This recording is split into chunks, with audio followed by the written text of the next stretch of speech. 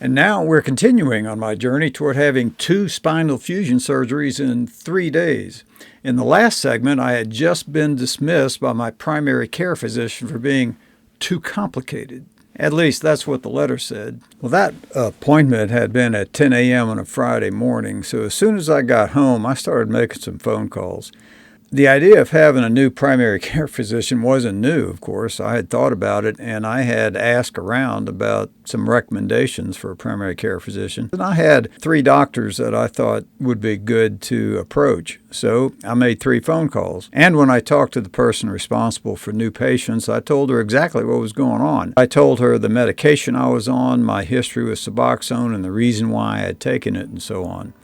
Well, by noon, I had 3 return phone calls saying that the doctors would not be able to see me.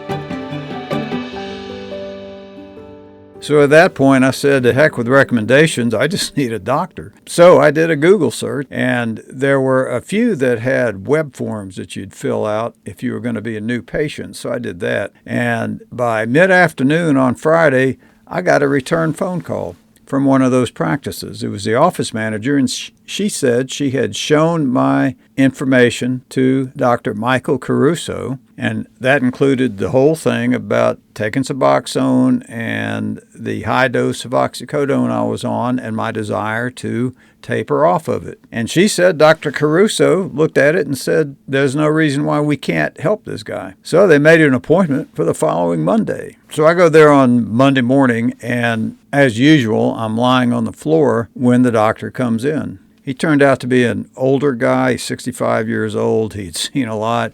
And he walks in with a guy who has a history of oxycodone use, and he's lying on the floor. And I think his immediate reaction was, uh-oh, are we looking at a drug-seeking addict here? And he said kind of gruffly, get up off the floor. And so I got up, and I sat on the chair as best I could. I said, it's very hard for me to sit. And then we started talking. And at that point, I did tell him the story of my primary care physician and how my primary care physician had refused to taper me and why I ended up going to the treatment center. We were there about 20 minutes, and then he very gently said, would you like to lie on the examining table? It would be easier for you. Because, I was sitting there talking to him like this, stick holding up because I couldn't sit. So I was trying to hold up, and the chairs, I think those chairs, they didn't have arms. I had to do this, just straight down. And we did that for long enough to where I think he decided, this guy's really in pain. And so I answered him. I said, yeah, I'd love to. So I laid on the examining table as we did the rest. And he said he didn't want to start the taper until after the surgery that I had scheduled. I remember I was doing my second discectomy just a month from that time. So he said we would wait until after that and after the recovery for a little bit, and then we'd start the taper. And he said he wanted to start the taper but then move me to a pain clinic to finish it. I said, well, pain clinics won't see me. And he said, well, we'll see about that. The other thing he said was he wanted to transition me to morphine because he said morphine was easier to come off of. And then he did this calculation with the MME. Remember, oxycodone is 1.5 times more powerful than morphine. So the calculation came out to 180 milligrams of morphine a day rather than 120 milligrams of oxycodone. So it gave me a prescription for that.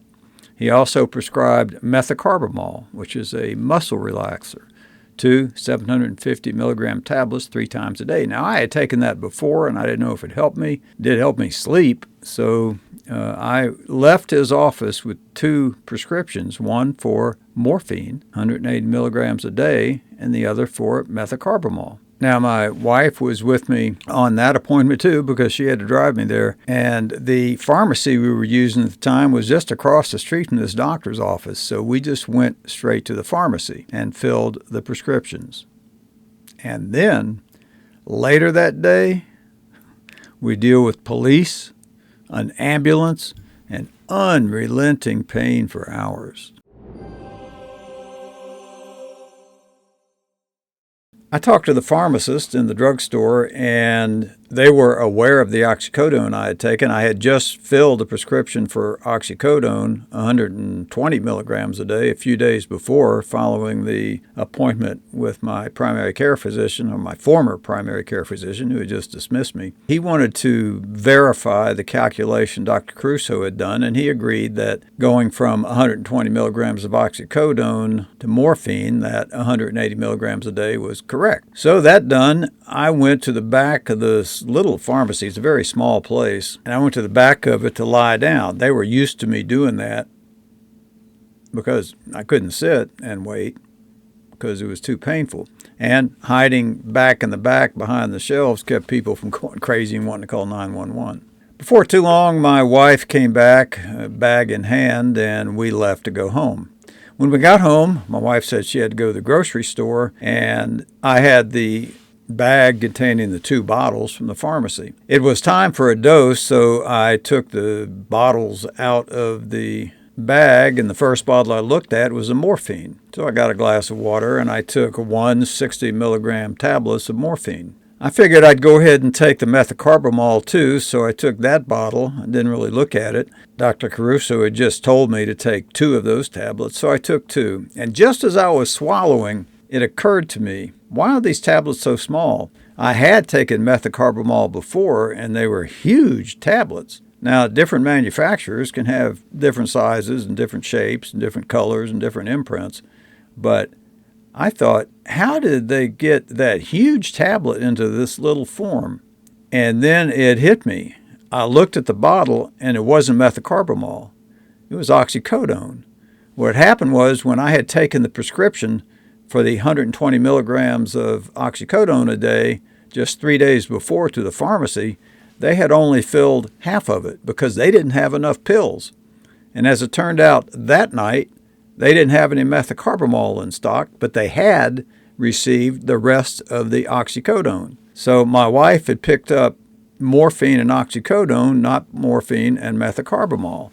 And I just took 2 tablets, a total of 20 milligrams of oxycodone on top of the 60 milligrams of morphine I had just taken. Now, here's the problem. I had never taken morphine before. I had no experience with morphine. I didn't know if it was different from oxycodone. I mean, I could make some judgment as to what additional oxycodone would do on top of oxycodone, but I had no idea what taking that much oxycodone would do when I'm taking that much morphine. And that scared me, and I didn't want to be alone. So I called my wife, and by then she was at the store, and I told her, you need to come home. And I told her what was going on. Well, I hung up, and, I've been in a lot of situations where I didn't panic.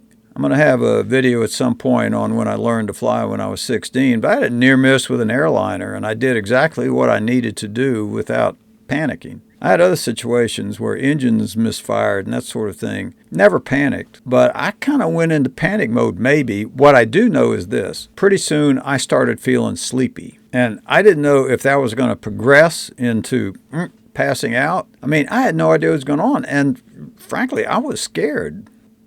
And we had Narcan on hand. That's something that anybody who takes opioids should keep. That's a medication that you spray into your nose for somebody if somebody overdosed, you spray it in their nose. And what Narcan does, it's like Noxolone that was in the Suboxone I've talked about. Narcan totally takes away the effect of the opioids and doesn't let any more opioids connect to your opioid receptors. Basically, it just zeroes out the opioid in your system. Now, I had seen videos of people who were passed out from some kind of opioid. They had overdosed and they were given Narcan, and they immediately woke up. And I never saw what happened after that. It just looked benign enough. So I thought, okay, I'm alone. I'm feeling sleepy. I don't know how long it's going to take my wife to get there. I'm going to go ahead and use some Narcan. So I went and got it, and I read the directions and said you could do 1 or 2 squirts. So I want to be sure, so I put 2 squirts in. I want to tell you, I've told you before, I don't know anything about drugs other than alcohol and nicotine, and I had a little marijuana but didn't like it and that was during the prime time for marijuana, the late 60s and the 70s, when everywhere you went, it was there, and I didn't take it. So I knew people who talked about things like psilocybin, LSD, and uppers and downers and all that stuff. But what I felt after taking that Narcan reminded me of what I had heard about other kinds of drugs. All of a sudden, I got just clarity. I mean, my vision, just everything was sharp, and there was a brightness about everything. And I just felt weird. And then pretty soon, I felt pain in my leg. I was in pain anyway when I moved, but now it just started hurting, and I lay down on the floor because I couldn't stand anymore, and holding my leg up and just hurting, and this clarity and this feeling, and I didn't know what was happening to me, and I didn't know how long it was going to take my wife to get there, so I called 911. Now, this is embarrassing. I'm going to let you listen to some of this 911 conversation, if you want to call it that. I mean, I was screaming the entire time. Oh, I was prescribed morphine. I thought I was taking. Now, I've dealt with a lot of pain. A long time I've been dealing with, just as I've told you time and again in this telling, mind-boggling awful pain. But this pain was just way beyond anything. This was a 15 on the 10-point scale, and it just didn't quit. Well, the 911 operator, in addition to the EMTs, called the police because I imagine it sounded really weird to her.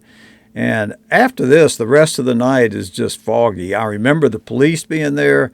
I remember the EMT showing up. I remember the ride to the ambulance vaguely of being in there. And then we went to a different hospital than the one where I'd been in the emergency room just a few days before. The space you're in there is surrounded by curtains. And my wife said that's the kind of space we was in. But my memory of that night was that I was in some kind of space that opened up to a loading dock, and that there was a desk sitting here where somebody was sitting there working at the desk. I mean, I was imagining things during all this process.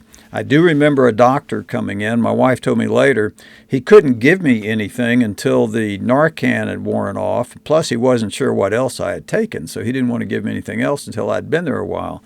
So I lay there for hours with this god-awful pain in my leg, and I screamed just like I did in that recording that you heard for hours until finally enough time had passed that the doctor gave me, once again, hospital heroin, Dilaudid, and within minutes, I was my normal self. And then I went home. And now I was feeling finally relaxed about the whole opioid thing. I had a doctor now who was going to help me taper. He assured me that he was going to be able to get me into a pain clinic to finish the taper.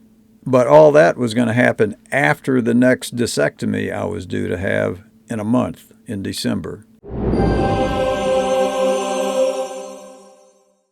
But now I had surgery coming up, December 19th, 2022. I had the same thing as I had 1 year previously, a discectomy where she went in and took goop out and stuff out of my spinal canal. But this time she said she explored and manipulated the nerves a lot, but I don't know, couldn't find anything. And the same thing happened as the year before. I had some improvement for a little bit, a few days, and then it just got worse yet again. And I was never able again to stand, walk, or sit without or even just turn over when I was lying down without these shots of electric razor blade ice pick pain. But I still wanted to get off the opioids because it didn't seem like they were doing me any good. I mean, I think I just got intolerant and I was just taking them to keep from going into withdrawals. So at the end of February 2023, remember, I was taking 3 60-milligram tablets of controlled-release morphine for a total of 180 milligrams a day, equivalent to 120 milligrams of oxycodone. And on my own, I started taking 2 tablets instead of 3, so I was taking 120 milligrams of morphine a day. And as before, I felt bad for a few days, but I knew why I was feeling bad, and I knew it would end, so that was okay, and pretty soon I felt fine. So when I went back to Dr. Caruso very shortly after that, he switched me to 4 30-milligram tablets a day. So I was still taking 120 milligrams. And pretty soon after that, I went from 4 to 3 of those tablets. So I was taking 90 milligrams of morphine a day. Just like before, I felt bad for a little bit, and then I was fine. And then probably a week later, I dropped another tablet. I went from 90 milligrams a day to 60 milligrams a day. And now Dr. Caruso referred me to Ellis Pain Clinic, and they took me. On March 21st, 2023, I met with the physician's assistant, and she changed me to 15 milligram tablets 4 times a day, which would be 60 milligrams. The same thing I was taking when I came in. Well, I dropped that to 45 milligrams by taking 1 less tablet a day pretty quickly. And then I met with the physician's assistant again. And shortly after that, I dropped 2 today to 30 milligrams. So I had gone from 180 milligrams of morphine to 30 milligrams of morphine, or the equivalent of 120 milligrams of oxycodone, to the equivalent of 20 milligrams of oxycodone in just a little over 6 weeks. Dr. Caruso was not confounded or confused. He just channeled Bill Belichick and did his job. Or rather, he did the job that the primary care physician should have done a year ago. And if he had done that job, I wouldn't have been out $7,000. I wouldn't have had to go through all that Suboxone rigmarole. And I might have been a year later on my way to being able to sit like I am now. Now, the other thing that happened during all this was that I had all these bottles filled with morphine. I had about a third of the tablets left of the 60 milligram tablets I'd been prescribed, because he changed me to the 30 milligram tablets. And then I had about almost half of the 30 milligram tablets, because I was changed to the 15 milligram tablets by the physician's assistant at the pain clinic. So I took all these bottles in to the pain clinic and said, I want to get rid of these. And so they counted them up, and I had to sign these forms and so on. But I gave them a ton of opioid medications back. Now, when I was on the 30 milligrams of morphine and I went to the PA again, she had seen me then about 3 times, and she knew the kind of pain I was in. And she said, you can go back to 45 milligrams a day. And I said, I don't want to. At that time, I didn't want to go backwards. But as time went on and the pain just continued and continued, and I was so limited in what I could do, that on July 25th, 2023, I met with Dr. Ellis, which is unusual. Usually I saw the physician's assistant. And I talked to him about all this pain I was in and told him 2 things. I told him about the 4 years that I spent taking immediate release oxycodone, 60 milligrams a day, and how that allowed me to do whatever I wanted to do but run. And I told him that my primary care physician had sent me away from his practice when he dismissed me with a prescription for 3,600 milligrams or 360 10-milligram tablets of oxycodone. And that was on a Friday. And on Monday, Dr. Caruso had changed that to morphine. So I had almost a full bottle of oxycodone still on hand. And as a result of that conversation, he gave me permission to go back to 60 milligrams of oxycodone a day using that medication. I had to bring it in and have them count the pills for accountability purposes. But then I started taking 60 milligrams of oxycodone again, immediate release, just like I had been doing for those 4 years. Now, the difference between July of 2023 and those 4 years between 2017 and 2021 was that my spine was a lot worse. And what the medication did this time was just, after I took a dose, I'd have about an hour where it still hurt like the dickens, but I could better do some stuff. I remember one time there was some kind of paper or stuff that I saw out on the dry creek bed that we have in our yard. And so I walked back there without my walker to move that, and it took a half an hour. I had to lie down and let the pain subside several times, walking on the rocks of that dry creek bed in my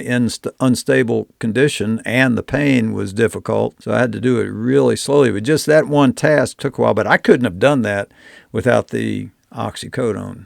And I still couldn't sit without pain. And, sitting, I'm telling you, sitting is a big deal. If you can sit, you can do anything. You can be president of the United States. You can fly airplanes. You can do all kinds of stuff. You can travel. But if you can't sit, you're extremely limited. I did learn how to drive, finally, without having to get out of the car and lie down in agonizing pain. I would put my left elbow or my hand I would pick up with on the left armrest, and on the console I'd put my elbow, and then I would steer like that. If cars were coming, if it got to be a traffic situation, then I would put up with the pain and sit down for a short time, and then I'd be up like this again. And I learned how to be pretty good at that. In fact, when we went to Atlanta, the 90-minute drive to do the business for the surgery I ended up having, I made those drives because my wife doesn't like driving in Atlanta traffic. And I had to stop a couple of times and lie down to take a break, but I made the drive pretty good, so I did adapt that way. I got a new hobby where I lay out on the driveway on a mat, and I had this radar app and would see airplanes coming, and then I would look for them, and I might see one coming from New Orleans going to Baltimore, and pretty soon, there it was. It was fun to spot, and then I'd take these pictures. My favorite was an Aeromexico that came over every afternoon at 5 o'clock from JFK in New York going to Mexico City, and it was a huge 787 Dreamliner, and it was just so big up there in the sky. So those were the kinds of activities I was doing because I couldn't do anything else. So I can't stand, walk, sit, turn over in bed without just mind-bending pain. And I was still waiting for the neurosurgeon to give me a solution, but I believe my neurosurgeon's dislike of opioids seemed to take over. Now it's time to talk about my neurosurgeon for a little bit. Before I start this, I want to say this and make it very clear. I really like my neurosurgeon. She's smart. She's very pleasant to work with. I have no doubt whatsoever that she's a very skilled surgeon. That was a testimony from all of the medical people I talked to before I selected her as who I wanted to be treating my back. But we all have our picadillos, and based on my experience, I think she has one, and that's her dislike for opioids. Now, I'm going to show you some stuff, and you can draw your own conclusions. I'm going to start by talking about an appointment I had with her July 18th, 2023. Here are the first parts of her notes where she talks about the history. And she says, I returned to the office for a follow-up on my chronic low back pain and leg pain. This is interesting. They keep talking about low back pain, but I never had any low back pain during this period of time. I presume they keep saying that because the leg pain emanates in the lumbar spine at the lower back. But just to make clear, I never had lower back pain during this time. And she says he has a history of multiple surgeries. At that time, I had a laminectomy and 2 discectomies. And the latest was what she called a re-exploration discectomy. And that was about 7 months before this appointment. Now, she notes that since the last time I saw her, I had gone to what she called aquatic therapy. It's aquatic physical therapy. But I had a problem when I went there. And she says I did that with Hank Wright. Let me talk about this physical therapy setting for a moment because it's different than the previous ones I had. The medical group my neurosurgeon works with has a typical traditional physical therapy setting where you're in a room with a whole bunch of people and the physical therapists are working with a bunch of people at a time. Of course, I've told you about my wonderful physical therapy I had one-on-one during the COVID pandemic, or the height of it when I did virtual physical therapy. But this was yet another setting. In this setting, there were 2 physical therapists, and there were only 2 patients at a time being worked with. They had one room full of physical therapy type equipment, and in the other room had a pretty good size above ground pool in it.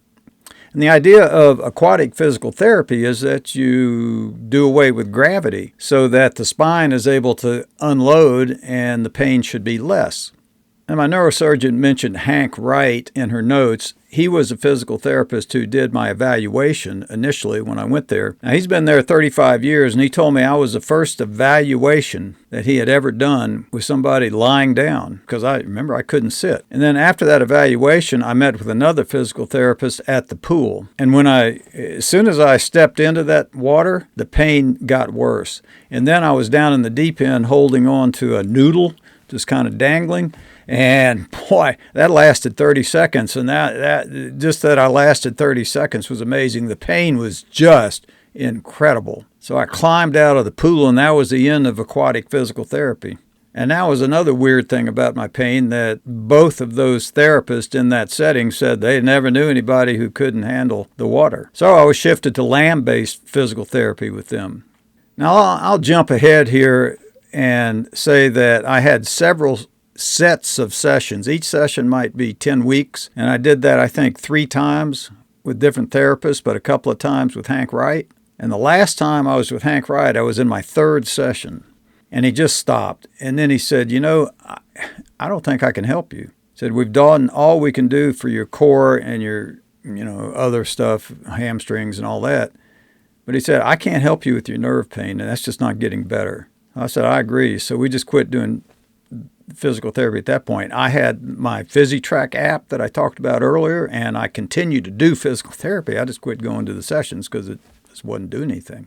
So back to the July 18th appointment. This is the assessment part of her notes, and she writes, I told him that I do not think the type of pain he is having, now pay attention to that highlighted part, the type of pain he is having is likely to be solved with any further surgery. And she said he is not eager to pursue surgery. Well, no, I wasn't, because my neurosurgeon kept telling me that more surgery wouldn't do any good, and in fact, might make it worse. And then she notes I said I want to do an MRI because she was telling me that more surgery wouldn't help, but I was still in awful pain, so maybe something else was going on since the last MRI. And that's when I asked to go back to see Hank Wright, and then eventually he told me he didn't think he was helping me. And she said I've made significant improvement in my daily functional ability. I don't know where that came from. She's a very positive person, and I guess I try to be positive, so if I have any improvement at all or something changes, then I'll say that, but I wasn't making any significant improvement in my daily functional ability at all. I kept getting worse and worse and worse. Now, I need to get back to this type of pain he is having.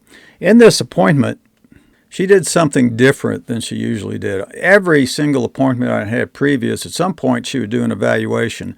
She would pull the knee knocker out of her lab coat, and she'd come over and test my reflexes, and then she would have me try to stand on my toes, which I couldn't do. The nerve in the left toe area was just dead, and she would test my strength and that sort of thing. But this time, she took the knee knocker out, and then she put it back in her pocket and sat down. And then she began telling me about this deal where if you take opioids like oxycodone for a long time, particularly at high doses, there can be a paradoxical, can you say that, paradoxical effect in which the pain gets worse and not better as you take the opioids. And the way you deal with that effect is to reduce or do away with the opioids. Well, she didn't say the words, but I knew exactly what she was talking about. It's called opioid-induced hyperalgesia.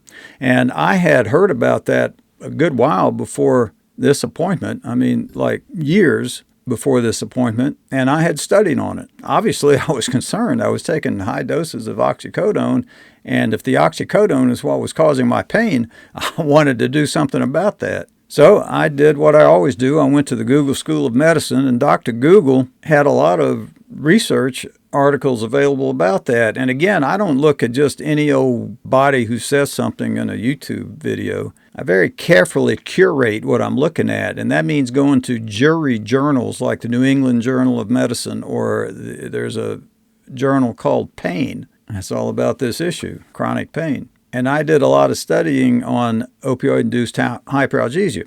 The other thing that I did is contact people who did the research. Very often, when you look at these reports on research, the people who did the research will be listed. Well, that's always true.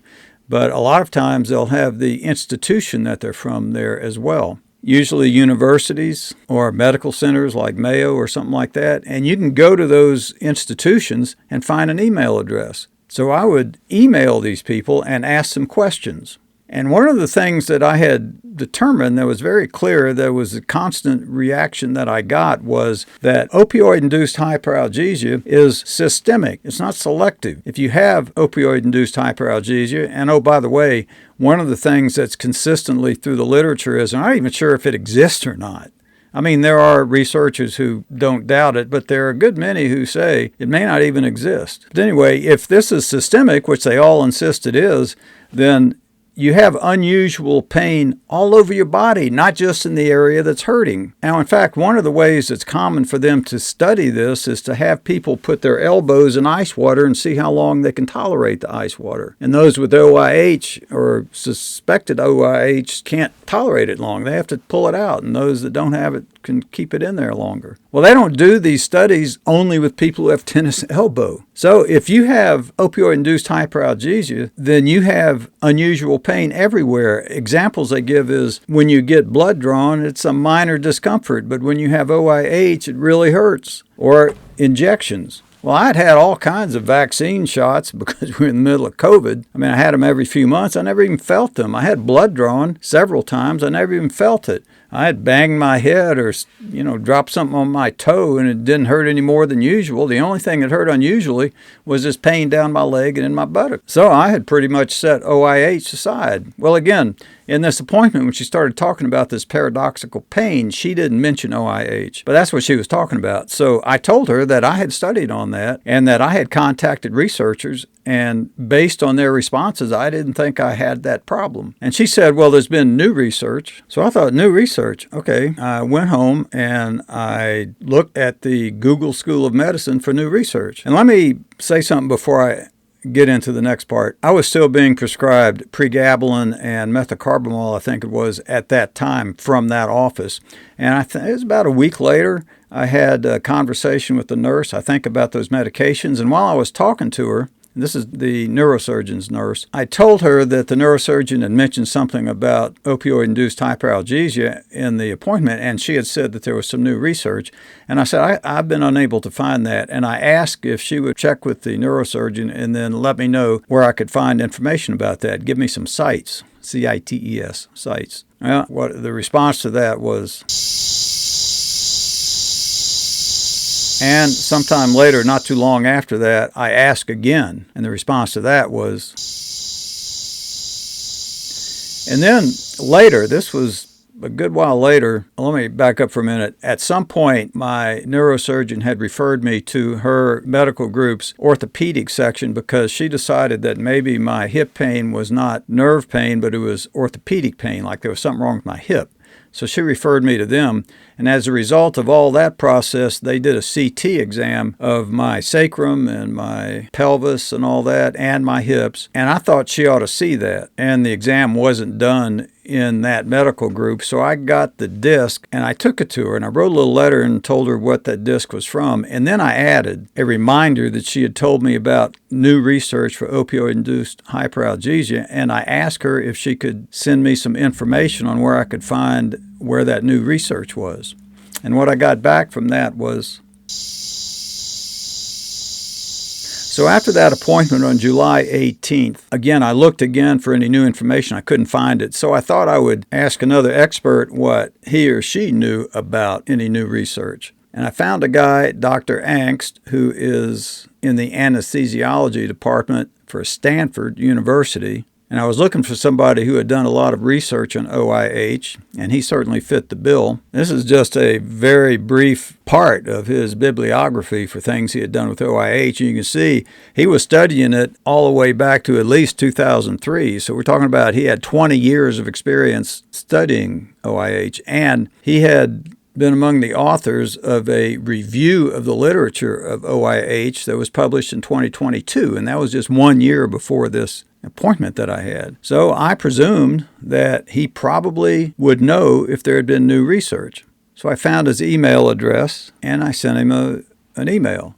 And I asked him again about whether OIH is systemic or selective. And you can stop and read this was the second email that I sent him, and you can see the previous stuff. But if you look at the bottom, you can see his final reply. If I understand your question correctly, and he did, the concept of OIH is that pain of various sources becomes amplified. OIH is a systems problem. The entire body is affected. And yes, if you bang your head against the wall and OIH is real, remember what I said about they don't even know if it exists or not. This is a guy who has studied it since 2003 at least. You just saw that. And he says, if it's real, then you would hurt more if you bang your head if you have it. Well, again, I didn't have any other unusual pain other than down the leg. I couldn't find any of this new research that she referenced, and I checked with an expert who certainly should know about that, and he didn't know of any either, apparently. And the other thing that I had is I asked other doctors that I was dealing with, and none of them thought that I had it. The pain doctor, Dr. Ellis, told him about that, and he said, you don't have OIH. Later, the surgeon who ended up doing my fusions said, you don't have OIH. But you're going to see as we go forward, she talks about the kind of pain you have. Not is there something structural there that's causing the problem, but the kind of pain. She mentions that all the way up until the time I have the surgery, and that'll be in the next video. Well, anyway, the pain kept increasing, so now it was time for a second opinion. So I faced this dilemma. I had a neurosurgeon who was telling me more surgery won't help and could make it worse, and yet the 60 milligrams of oxycodone I was taking was barely doing anything. I mean, it allowed me to do a little bit other than just lie down, but not much. I mean, I was looking at something for the rest of my life like this. So I decided it was time for a second opinion. Now, I wasn't going to go to any random surgeon around here to do that. So I went back to the Google School of Medicine and did some research. And I found out, in addition to having an excellent reputation regarding heart issues, the Cleveland Clinic had a good reputation for orthopedic and neurosurgeon issues. And I found out it had a second opinion program. Now, it wasn't cheap, but I had to do something. So I spent another $2,000 this time to get a second opinion from Dr. Jason Savage at the Cleveland Clinic. And I heard something very interesting from him. To me, it's a no-brainer that there's a lot of pressure on your nerve. I think there's a relatively straightforward solution for this. I mean, if you ask me, Jason, what do you think? Do you think I have to live with this, or do you think there's a surgical option? I think there's a surgical option for that. It's actually quite straightforward. You have a lot of pressure on your nerve at the bottom two levels. So the answer would be to take the pressure off the nerve at those bottom two levels. But I also think you need a fusion at those bottom two levels, because the amount of bone we need to take away to safely take the pressure off the nerve, or more importantly, adequately take the pressure off the nerve, because it doesn't sound like that really has ever happened for you in surgery, except for the first time it did. I think that there's very, very good, hopeful, realistic optimism here that your leg pain would be dramatically better, hopefully gone after that surgery. Yeah, so the couple people I know who are very good, there's a guy named Keith Michael at Emory. So I've got a surgeon with an excellent reputation who says this is a no-brainer. In the other part of that recording, he said, you're the classic spinal fusion candidate. I mean, he has no doubt. So I've got a rock star orthopedic surgeon from Cleveland Clinic saying surgery is going to be a big help. And I've got a rock star neurosurgeon here who's telling me surgery probably isn't going to help you and it could make it worse.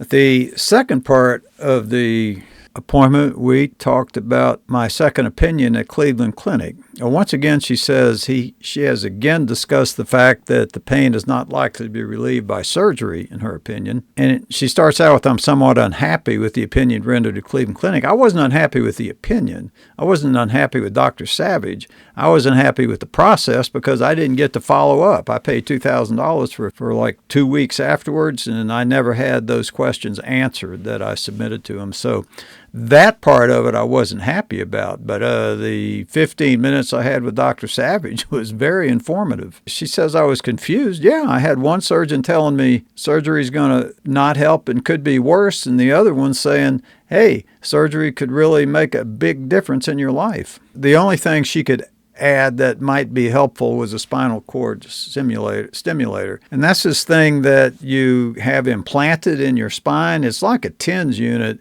implanted in you, and they connect it to your nerves. The efficacy of that deal is iffy too, just like with these injections that you get.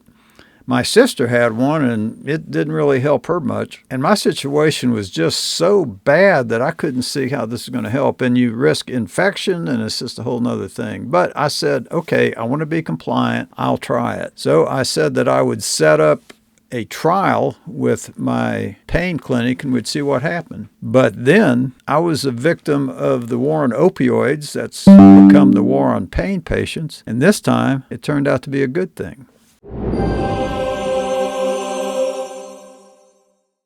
I had an appointment with my PA at the pain clinic about a week after my appointment with the primary care physician, where I said that I would try a spinal cord stimulator. My pain clinic didn't do the trials for spinal cord stimulators, but they worked with another pain clinic who did, so she said she would give me a reference for that and I should call and make an appointment, which I did later. And what they do with the trial is they implant the probes into your nerves, but they don't implant the actual device yet. You try it and see if it works, because it may not work at all, and they don't want to go through all the deal of implanting it if it doesn't work. So you set up a trial first, and then my neurosurgeon will be doing the actual implantation into my body. Now, in case you're wondering, here's what a spinal cord stimulator looks like. And that device that you see there is implanted in the body. And you can see here where the probes are planted into the nerves somehow or another.